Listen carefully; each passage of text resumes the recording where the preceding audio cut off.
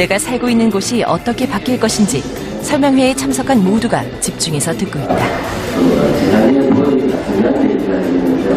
저희가 수공주택을 60.5m 이하를 의무적으로 그렇게 됩니다. 개발 지역에 대한 주민들의 이해를 돕고 설득하는 발표가 이어진다.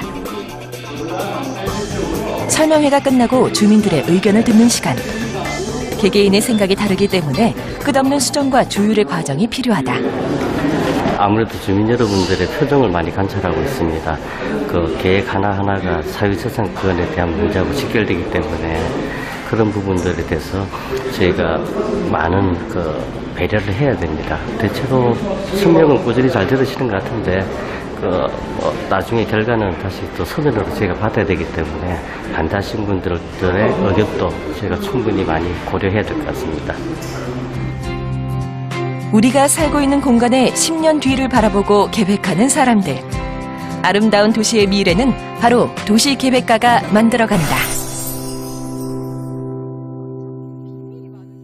주변에서 이재용 씨가 어떤 일을 하는지 알고 계시나요? 도시계획하는 다는 그 개념 자체를 잘 모르시는 분이 많고요. 저희 가족도 네. 20년 가까이 잘 모르고 있습니다. 설명하기도 상당히 힘들고요.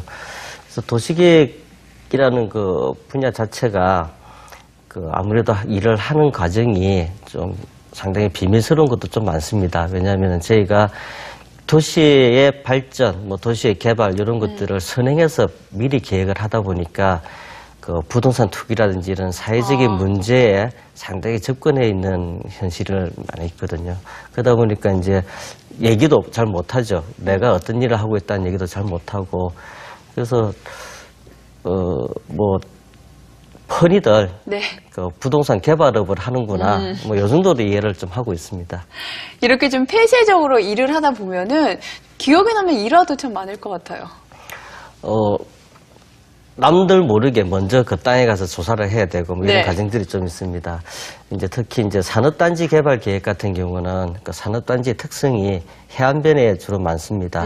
그러다 보니까 과거에 아산공업공단을 저희가 계획을 할 때인데 아산공업공단에 현장 조사를 나가서 해안가에 조사를 하고 하다 네. 보니까 경찰하고 군인들이 한 번 온 적이 있어요. 어떤 일을 하나 보는 거예요? 예, 총 들고 와가지고 잡혀갈 뻔했는데 그 당시에 주민들이 저 사람이 여기 와서 뭘 하고 있는지를 모르는 거죠. 예를 들어서 이제 주택 재개발 예정구역 같은 경우는 누가 조사를 하면은 우리 땅이 재개발 대상이니까 조사하는구나 하고 예측을 합니다. 근데 이제 산업단지나 이런 것 같이 신도시 개념에 접근을 할 때는 그 지역 주민들이 모르거든요. 그래서 신고로 종종 하는 경우가 있습니다. 이 신고를 당할 정도로 도시계획가가 잘 알려지지 않은 직업이잖아요. 그런데 어떻게 일을 시작하신 거예요? 저는 이제 도시계획을 전공을 했습니다. 예, 전공을 했는데 처음에는 이제 도시계획이 뭔지도 모르고 대학을 진학할 때 점수도 좀 보고 여러 가지 이제 장학금이나 여러 가지 유리한 쪽이 있을 것이다 네. 하고 이제 도시계획을 했는데 이제 공부하는 과정 중에 보니까 제가 자란 도시가 이게 그 도시라는 게 그냥 이루어진 게 아니고 배우는 과정 중에 제가 자란 도시가 도시계획을 거친 도시이더라고요. 네. 그래서 보니까 이 도시계획이라는 게 이런 매력이 있구나. 그다음에 이제 하다 보니까 적성도 좀 맞는 것 같고 그다음에 설계라든지 디자인이라든지 이런 부분들도 좀 잘 맞는 것 같았어요. 그래서 이 길로 그냥 들어오게 됐습니다.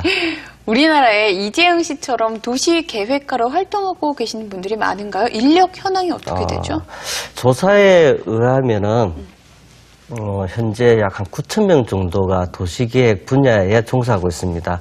그래서 딱 집어서 이제 엔지니어링 회사나 설계 회사나 이런 데서 도시계획을 제도적으로 하는 사람은 거기서 한 3분의 1 정도가 될 것 같고, 그 다음에 개발 컨설팅이나 개발 쪽에서 자문해주고 또 실행하는 그런 분들 포함한 9,000명 정도가 될 것 같고요.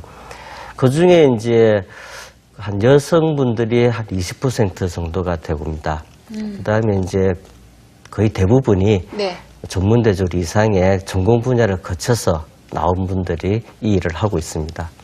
이 도시계획가의 근무 환경만 놓고 보면 아무래도 도시를 만들어야 되고 계획하다 보면 좀 야근도 많고 또 출장도 잦을 것 같아서 근무 환경이 썩 좋은 편은 네. 아니다라는 생각이 드는데 어떤가요? 그 어느 회사나 마찬가지일 네. 텐데요.